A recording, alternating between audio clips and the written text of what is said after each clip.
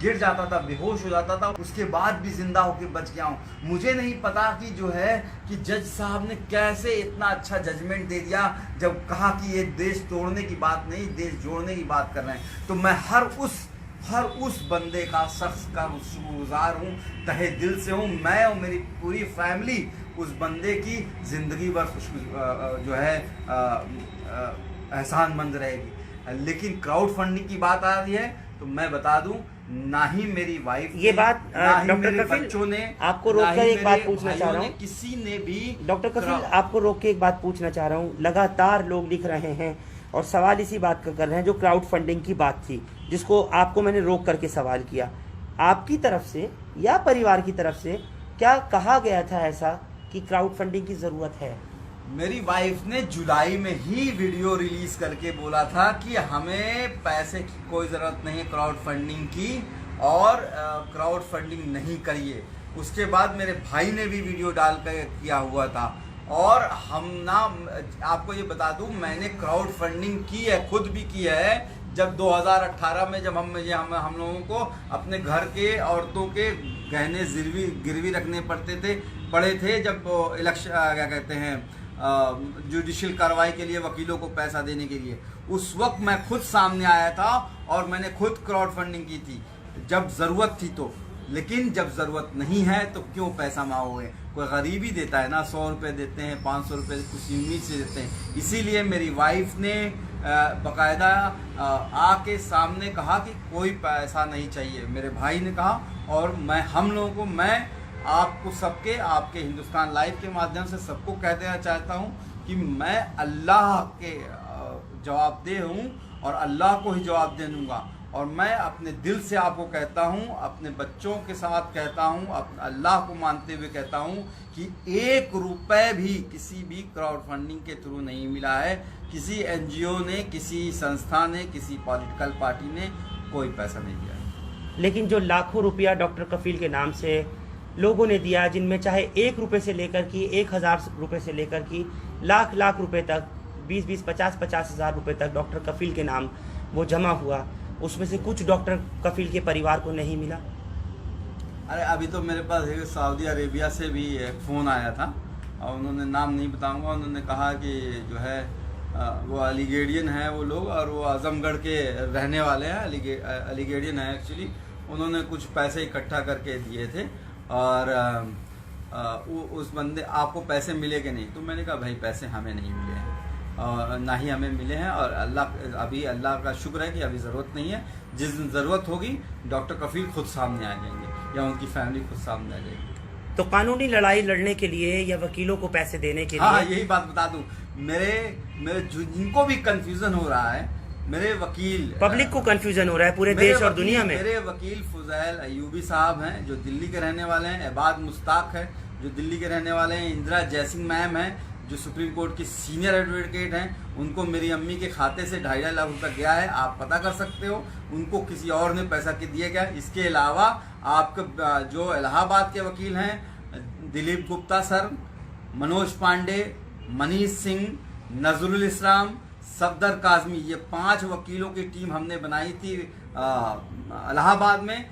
आप इनके number Google से खोज के इनको फोन कीजिए कि आपको किसी ने, कफील के परिवार के अलावा किसी ने 1 रुपया भी दिया है या आपको कभी कांटेक्ट किया है, तो आपको सच्चाई पता चल जाएगी। देखिए, मेरा काम है, मैं बता दूं, मेरा काम है हेल्थ की बातें करना, हेल्थ फॉर ऑल पे काम करना। आपको 2 अक्टूबर को मैंने एक हेल्थ फॉर ऑल का कैंपेन चलाया है जिसमें डॉक्टरों को और सबको जोड़ रहा हूँ, तो मैं उस पर काम कर रहा हूँ। और इन सब बातों पे लेके मैं जो हूँ, मैं, हाँ, ये ज़रूर है कि मेरे कुछ अपने जो मेरे फ़ैन हैं जो मेरे लिए दुआएं की हैं, उनको अगर कुछ कन्फ्यूज़न हो रहा तो इस माध्यम से मैं एक बात क्लियर कहते जाता हूँ कि मुझे कोई पैसा चंदा नहीं मिला है।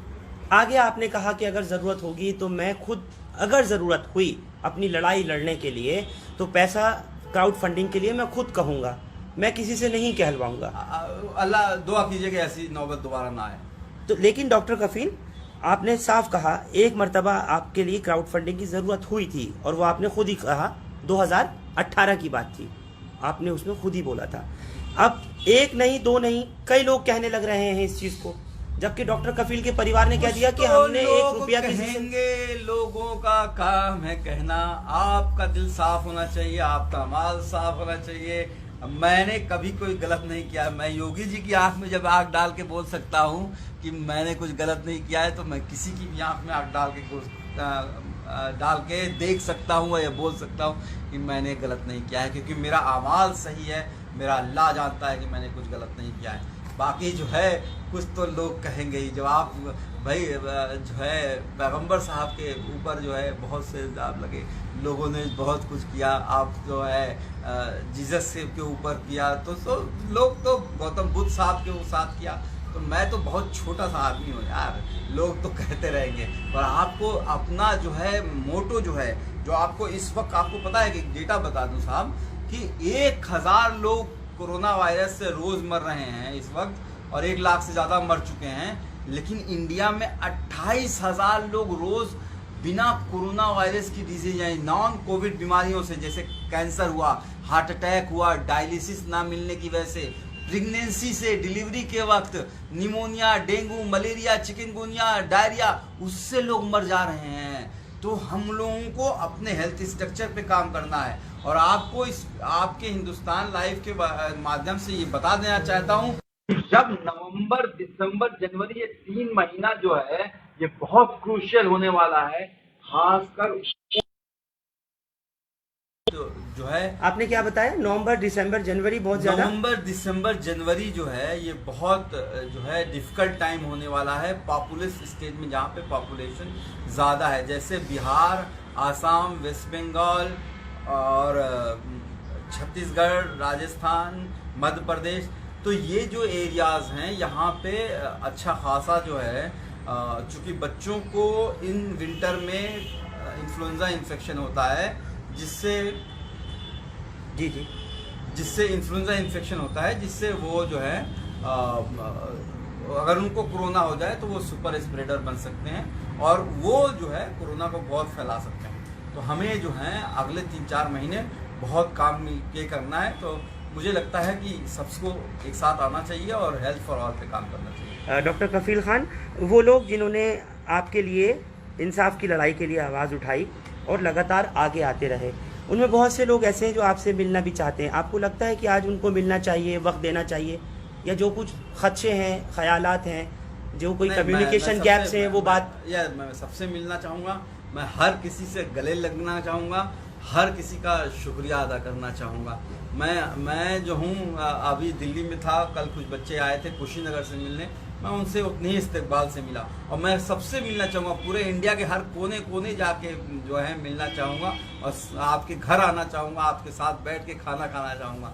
अभी कुछ टाइम मैं अपनी फैमिली के साथ बिता रहा हूँ। अपनी अम्मी जान मेरी थोड़ी डरी हुई हैं, मेरी वाइफ हैं, मेरे बच्चे हैं, उन पर जो है ना सिर्फ मुझ पर, पूरी फैमिली को परेशान किया गया है। तो बहुत मेंटल ट्रॉमा से गुजरी हैं वो लोग, तो उनको कुछ टाइम दे रहा हूँ, कुछ वक्त उनके साथ गुजार रहा हूँ। तो अभी आप जो है मैं सबसे मिलना चाहूँगा। आप उनसे भी मिलना चाहेंगे जिन्होंने के आरोप भी लगाए हों, या जिन्होंने के एविडेंस वाली बात रखी हो आगे? आपका खुला मंच है कि आप बात करें। मैं हर किसी, मैं देखो जो है किसी को भी गलत काम नहीं करना चाहिए, बस इतना मैं जानता हूँ, और मैं हर किसी का शुक्रगुजार हूँ जिसने मेरे लिए दुआएं की है, मेरे लिए मेहनत की है। परिवार को कुछ नहीं मिला ना ज़रूरत, जैसा आपने कहा। इस वक्त में जो हालात हैं, मथुरा का जो मामला उठाया गया है, पहले तो राम जन्मभूमि का मामला हुआ, बाबरी मस्जिद का, और उसके बाद वो अब अदालत के फैसले को जनता ने मान लिया, दोनों फरीकों ने, हिंदुओं ने भी, मुसलमानों ने। लेकिन अब जिस तरीके से मामला निकल कर के आया मथुरा का शाही मस्जिद ईदगाह का, जहां पर कि ये बताया गया कि श्री कृष्ण जन्म स्थान है, आपको लगता है कि आज के मुद्दे, सेहत का जैसे आपने कहा, तालीम का कहा, गिरता हुआ जीडीपी का मैयार कहा, बेरोजगारी के बढ़ते मामले, वो ज़्यादा ज़रूरी है, या फिर ये मुद्दा ज़रूरी है कि अब श्री कृष्ण जन्म स्थान का शाही मस्जिद का उठाया जाए? देखिए धीरे धीरे ये भी यूपी में ही है, उसी उत्तर प्रदेश में जिसके शिकार सरकार के आप हुए। धीरे धीरे जो है लोगों को बातें समझ में आने लगेंगी। मैं पूरे इंडिया घूमता हूं, और जब मैं कैंप भी करता था तो लोगों से पूछता था कि आपको आपकी सरकार से क्या एक्सपेक्टेशन है, तो लोग यही कहते थे 2 वक्त की रोटी मिल जाए, अपना इज्जत की रोटी। जब बच्चा बीमार हो तो अच्छे से अच्छे स्कूल में, अरे अच्छे हॉस्पिटल में उसका इलाज हो जाए। जब पढ़ने जाए तो अच्छे से अच्छे स्कूल में पढ़े, वो भी IIT IIM और एम्स में पढ़े, और जब पढ़ लिख ले तो डॉक्टर बन जाए, मतलब डॉक्टर बन जाए, नौकरी मिल जाए, कुछ भी कर ले। तो रोटी कपड़ा मकान, हेल्थ एजुकेशन एम्प्लॉयमेंट, यही डिमांड है। लेकिन वह कहाँ, आपने ना, ये लोग बातें क्या करते हैं, शमशान कब्रिस्तान की बात होती है, अली बजरंग बली की बात होती है, 3 तलाक हलाला की बात होती है, पाकिस्तान जो है और उसकी बातें होती हैं। GDP जो है कितनी गिर चुकी है, इकनॉमी जो है कई सालों का रिकॉर्ड तोड़ चुकी है। अभी हंगर इंडेक्स में, आपने ग्लोबल हंगर इंडेक्स में जो है आपने देखा कि पाकिस्तान बांग्लादेश से भी, म्यांमार से भी जो है नीचे हम लोगों की हालत है, सिर्फ अफगानिस्तान से ऊपर है। तो हमारे जो बच्चे मरे जा रहे हैं, हर घंटे में 100 बच्चों की मौत हो रही है, ये WHO यूनिसेफ कहता है। तो हमको जो है, जो बेसिक इश्यूज है उस पर काम करना चाहिए। आपको जो है इकोनॉमी किस तरह से डूब गई है, एजुकेशन जो है, लोगों को नौकरियां नहीं मिल रही हैं, लोग भूले थोड़ी हैं। माइग्रेंट्स जो बेचारे जो है 40 लाख लोग पैदल चले, कभी पूरी दुनिया में लॉकडाउन हुआ, कहीं ऐसा किसी देश में आपने देखा कि 40 लाख लोग मतलब 500 1000 किलोमीटर पैदल चल के उस कड़ी धूप में, और बेचारे ट्रेन